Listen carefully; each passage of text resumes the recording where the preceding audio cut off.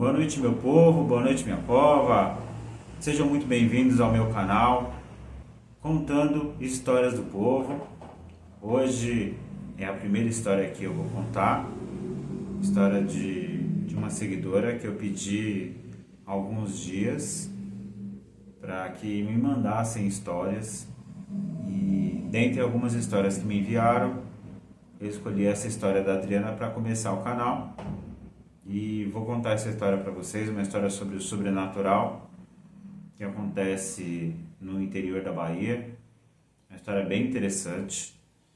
Mas antes disso eu queria pedir para vocês se inscrevam no canal, deixem nos comentários, quem puder deixe sua curtida e quem puder me acompanhe também em outras redes sociais, TikTok, Instagram, Facebook, Kawaii, tá certo? Tamo junto. Eu vou começar sem mais enrolação, contar a história dela. E ela começa assim: boa noite, Felipe, me chamo Adriana. A minha história se passa na Bahia quando eu tinha 8 anos. Meus pais se separaram. Minha irmã já tinha 13 anos e sempre foi muito atrevida. Todo lugar que chegava, ela arrumava um namorado. Minha mãe arrumou uma outra pessoa, meu pai também. E o marido da minha mãe não quis que a minha mãe ficasse com a gente. Então meu pai veio buscar a gente em São Paulo para levar para a Bahia. Acontece bastante, né? Chegando lá, tinha montado uma roça e ele perdeu essa roça. Então ele foi para uma outra cidade para poder trabalhar e poder nos sustentar. E nos deixou com a nossa avó, que é a mãe dele. Bem complicada. A minha avó foi uma pessoa boa comigo, mas desde os primeiros dias eu percebi que ela fazia alguns trabalhos espirituais ali no terreno dela mesma. A casa da minha avó era minha avó, meu avô, minhas duas tias, que eram praticamente da minha idade e da idade da minha irmã, e tinha mais dois primos, que eram filhos de um tio que minha avó também cuidava. Meu pai começou a trabalhar em outra cidade e mandava um dinheiro para minha avó. E com o dinheiro que meu pai mandava, a minha avó acabava não comprando comida.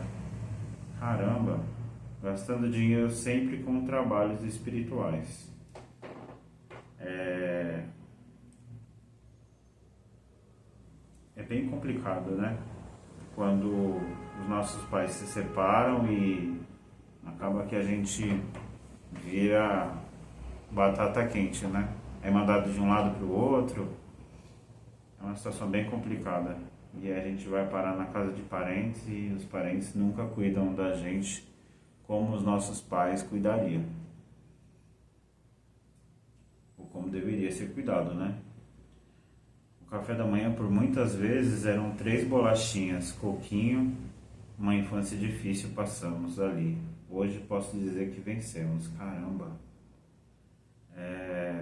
Como era um local de roça, a minha irmã gostava muito de ir para a rua, como chamávamos a cidade, para juntar o útil ao agradável, para se alimentar melhor e conhecer os namoradinhos. Por muitas vezes, ela me deixou para trás para ir atrás desses namoradinhos. Até que minha avó descobriu. Ixi. Falou que ia cortar ela na cinta. Em uma dessas conversas que a minha avó teve assim que descobriu.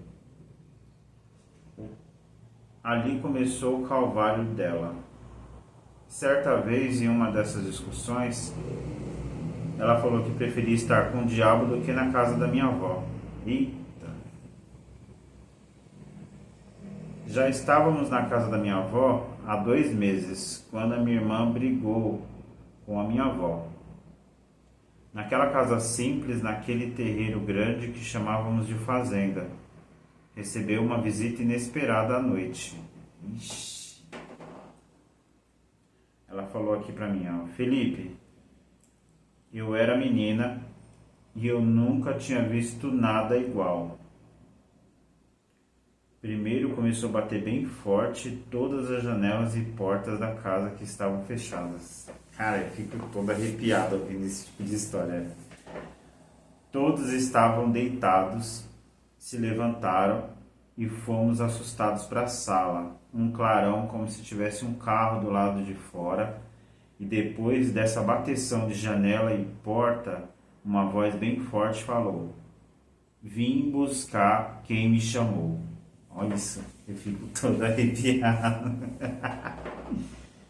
Naquele momento, os olhos da minha irmã arregalou e ela correu em direção à minha avó, pedindo por favor para que ela ajudasse, não deixasse aquilo levar ela.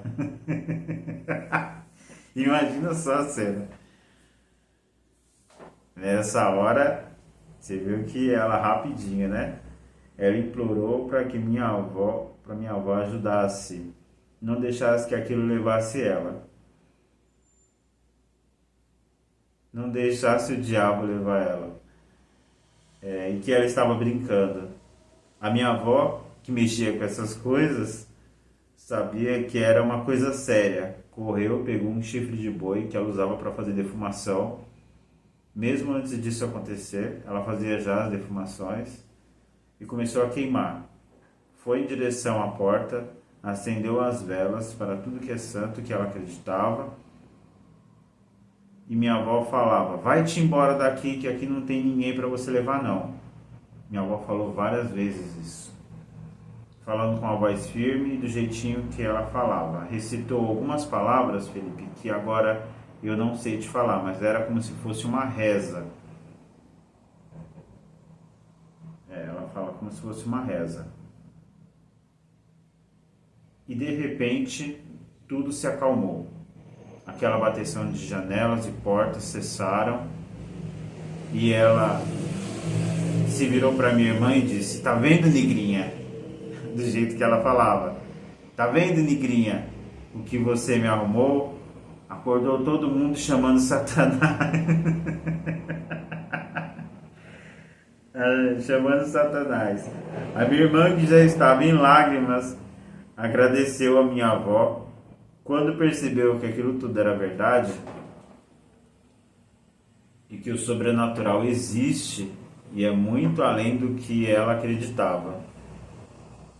Fomos dormir, mas naquele dia ninguém dormiu.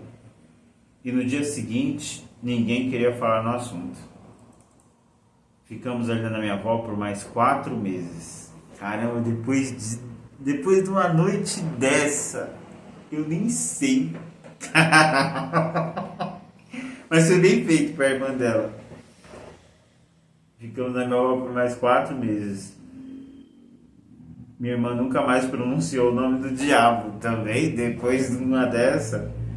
Cara, eu já vi outros relatos desse mesmo gênero e eu vou falar para vocês, a gente não deve desacreditar dessas coisas, principalmente em lugares assim, tipo roça, mata, é bem propício. Meu pai teve uma boa colheita e veio nos buscar e voltamos para São Paulo. Minha última lembrança é do meu avô correndo atrás do ônibus para dar tchau. Nossa, deve ter sido bem triste essa parte. Hoje eles são falecidos, caramba. Mas tem boas histórias para contar da época que morei na Bahia. Adoro suas histórias. Se você quiser, eu mando outra. Eu já contei outras histórias no meu outro canal. Eu acho que deve ter visto minhas outras histórias que eu contei. Agradeço a Adriana. E se você gostou da história da Adriana, se você tiver alguma história para contar, deixa aí, manda para mim pelo e-mail contando historiasdopovo@gmail.com. Eu vou ter maior prazer em contar a sua história, seja ela longa, seja ela curta, mas manda pra gente.